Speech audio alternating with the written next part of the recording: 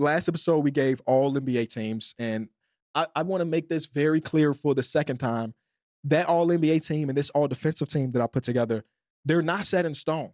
We still got 3 weeks left of the season. Things are shifted. Hell, something that I said or did on last week's episode, I've already changed in my own personal notebook about who was on what team. So it's always very fluid. Keep that in mind. It's always very fluid. There's a lot of things wrong with the NBA. Towards the top of my list is the fact that we still only have 2 all defensive teams. I don't know how Adam Silver and the camp over there can tell y'all that they care about defense more than anything and not give us a third team where the times in the last 40 years where we had expansion in the NBA said, oh, there's too many talented players to only have 2 all-NBA teams, so let's make it 3. Why did we not? We about to add 2 more expansion teams and only 2 all-defensive teams? This league is too deep defensively for us to only have 10 players to wear that crown. How have we not gone to 3? They don't care as much as they think they do. But guess who cares? Me. So I got 3 all-defensive teams today, damn it. I'm giving out these flowers. And it actually was really tough. There's only a few people that I know for sure I wanted on here. Then the rest is like, ooh, I got to watch some film. I got to look at some numbers. You know what I'm saying? So let's start off with my first team. Assuming health and assuming the 65 games threshold has been hit. I got Wemby, obviously. I think he's the DPOY this season. I got Chet. I got Rudy Gobert. Those are the 3 people that, like, without looking at anything, those are the guys that I'm like, these are the guys by my eye test are the guys that are there. And then it's supported by the numbers, right? We talked about Gobert, which was bad timing, by the way, because I talked about Gobert's defensive structure and him being a defensive system. And then that day they played against OKC, and it was his worst game like ever. On both sides of the ball. It was his worst game like ever. And I'm like, bro, I just filmed that episode. It's premiering tomorrow. And the one thing people are going to remember is that brother was trash last night. Damn, I can't catch a break. But he is, leaving that game to the side, he is one of the best defensive players that we have in this league and one of the best of the generation. But Wemby, Chet's numbers have kind of gone under-recognized, I feel like, because it may not be as pretty or as sexy as some Wembanyama blocks and stats and stuff, but Chet has been so ridiculous at protecting the basket. So I got to give him that credit, and those 3 guys are locks. And after that, there's so many guys I want to get on this list, but the end of my first team, Scotty Barnes and Derrick White. And the Derrick White one is the one I'm thinking about the most because I think undoubtedly Derrick White deserves to be on one of my teams. But one of the reasons Derrick White was on my first team and on my second team is because I'm like, bro, I can't have my entire all-NBA team just be bigs and big wings. There's gotta be a guard that's one of the top 5 defenders, right? So maybe not, but I wanted to just give him his respect as being one of the more steady defensive players all in the NBA, one of the best rim protectors / shot blockers in the NBA, not at his size, but just in general. The guy is ridiculous at protecting the paint, protecting the rim at 6'4", 6'5".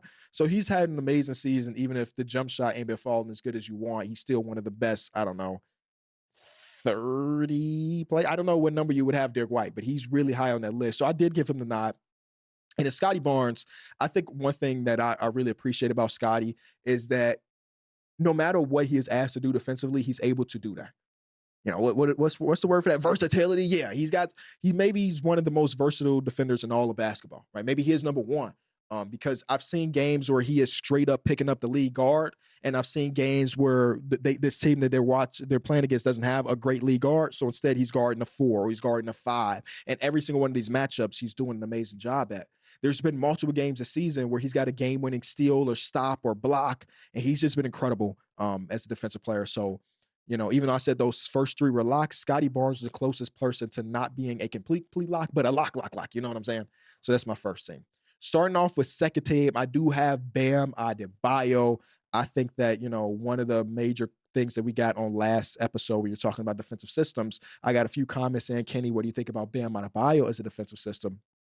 And I think something has to be said about Bam Adebayo being a part of great defensive teams every year of his career and him having a plus on-off defensive rating on those teams. It's not like he just so happened to walk into a great defensive team. No, he is the anchor, the switchable guy in every single one of these teams, and it continues to be the case.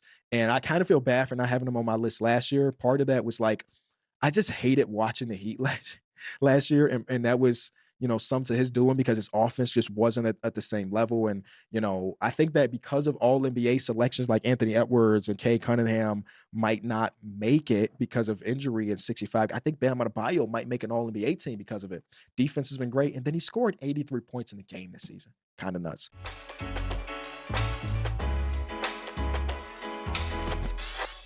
Getting back to our all defensive second team. If you missed the first person, that was Bam Adebayo. Moving on to the second guy. And I don't think I should have to say this, but I will say this. If you're on the same team, there is no order. The internet's a weird place where you're like, Kenny, how can this next player be number 2 instead of number 1? They're on the same. Cason Wallace. Boy, Cason Wallace is just a ridiculous hound of a defensive player. Another one of those guys that will take on multiple assignments. He's a smaller guy, but we've seen him scale up defensively and do a pretty damn good job at it. He is a turnover magnet, and I do really value some of that. Like some guys that won't make this list because maybe they don't have it on a possession-by-possession basis, but some of the stars across the league that are defensive playmakers I really appreciate. Cason, I think he may be leading the league in steals and towards the top in deflections as well. And then he also is a movement defender as well. Some dudes just get steals, and it's like, okay, that's a cool part of their identity. But no, even when he's not getting steals, he's clamping up. So I got a lot of love for Cason Wallace, and I think that he should definitely be on one of the teams. Next one, we'll do them in tandem, y'all. I got both of the Thompson brothers on my second team. Amen and Asar Thompson both deserve to be there. I think there is a conversation for like Amen, or I guess even Asar, for being on defensive first team. And I don't have an official ballot, so I don't have to, pick hairs too much to try to figure out who deserves to go where. But I felt pretty good by sliding both of these guys on defensive second team. Both just ridiculously great at taking an individual assignment and making the most out of it. And when the Pistons don't have a specific assignment for Asar Thompson, I love watching him fly around defensively when he's not on ball. One of my favorite defensive players to watch in the entire league, just off that. He is again, just like Cason, a disruption magnet. The guy is just doing all of the craziness across the league. And I appreciate him as a defensive player. And, with the Pistons being as good as they are, their identity is the defensive side of the ball. If I quickly were to look at it, they are the number 2 defensive team in all the ball, only behind the OKC Thunder. And I have to look at Asar Thompson for a lot of that. There's another guy that we're going to get to later in this that we could get to, but Asar's defense is just deserves to be on this list. Same thing with Ahmed Thompson. Last on my second team. Now, this is where the official ballot ends, and there's so many names, and that's why I want that third team to exist, because there's too many great guys defensively for us not to have a third team, man. But the last guy I gave it to was OG Anunoby. I think OG Anunoby's defensive season, I don't know if it's being talked enough about. The Knicks are number 8 in defense. Obviously, some of that's kind of skewed because, they have multiple games. They won by like 45 against some bad teams. But I think OG, if there's one defensive consistent guy on that roster, it is 100% OG Anunoby. Another one of those guys that take multiple assignments, can play on ball, can play off ball, and do a great job defensively. So he had to be there if you ask me. That's the first 2 teams. And, man, that's why I want this third team, because once I got done with these, I'm like, man, so-and-so got snubbed. So-and-so got snubbed. And guess what? So-and-so didn't get snubbed because, damn it, Kenny Beecham got a third team. The first guy on my third team is Evan Mobley. He's one of those border guys in the sense that, like, we don't know for sure if he's going to get to those 65 games, but he is on pace for it as of right now. So I'm going to treat it as if he will make it. With 12 games left, he got to play in 9 of those 12. I think he could get there, right? He's playing actively right now. And it feels kind of weird for a player to win DPOY one season and maybe not make it at all the next season. And I don't know. Maybe that's just a me thing. Maybe maybe on some people's ballot, he's an all defensive first team guy coming off his DPOY season. I'm not sure. But for me, I got bro on the third team. Next guy I got is Toumani Camara. Toumani Camara, first month of the season, was a guy that was on our all disappointment team. And I didn't feel great about what he was doing on both sides of the ball, right? And I think that since then, he's really turned it around. He's been more disruptive, which I really appreciate. And I think he's looking more and more like, last year's version of him, over the last couple months or so. So he made my third team. Next guy is Chris Dunn. And I swear, Chris, I tried to get him on one of these teams. But another one of those guards that will do everything in his power to try to shut down an individual player. And one thing you're going to notice about a lot of these guys is that they not going to win they match. Like, the offense is going to overpower defense a lot of times. So there will be highlights of Chris Dunn getting cooked. But on a night-to-night basis, he's one of the more consistent defensive guys for the LA Clippers. No, he is the most consistently great defensive guy. Shout out to Kawhi Leonard, but I think Chris Dunn got him beat on the consistency aspect, on the possession-by-possession aspect defensively. So shout out to my boy KD. Next one is interesting because he's not in the same vein as these other guys because he doesn't play as much as these other guys.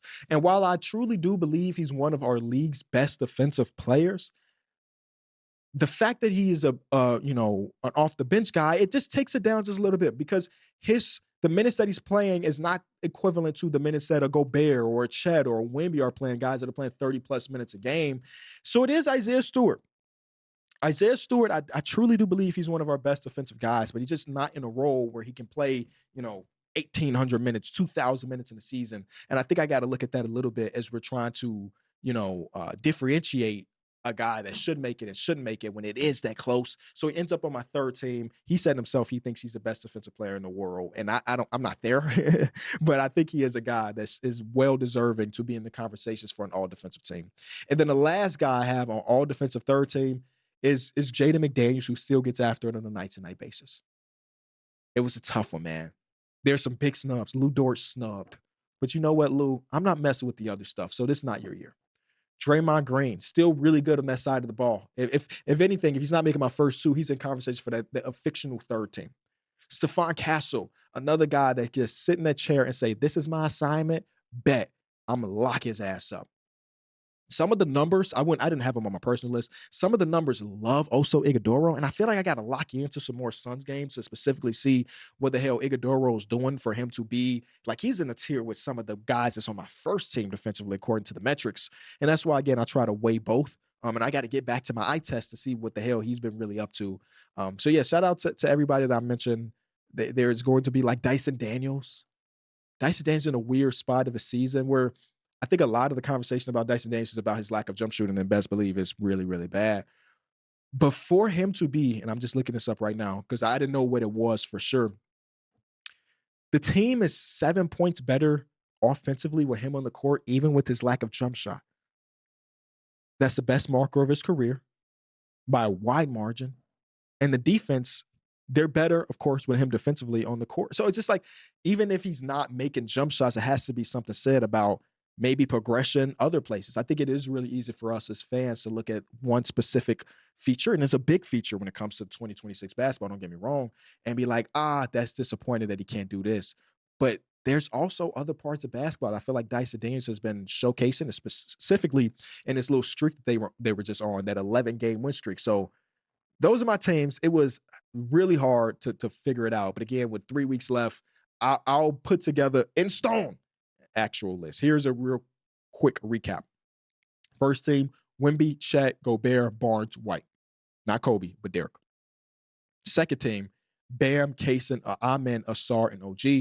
The third team, Tumani, Evan, Chris, Jaden, and Isaiah Stewart. You let me know if I forgot somebody. But I spent a lot of time on this, so I hope they ain't forget nobody. Who the hell could I forget? Man, if I forgot somebody, please get on my ass and make sure I know about it. Hit subscribe for more news, highlights, and analysis from the NBA on NBC.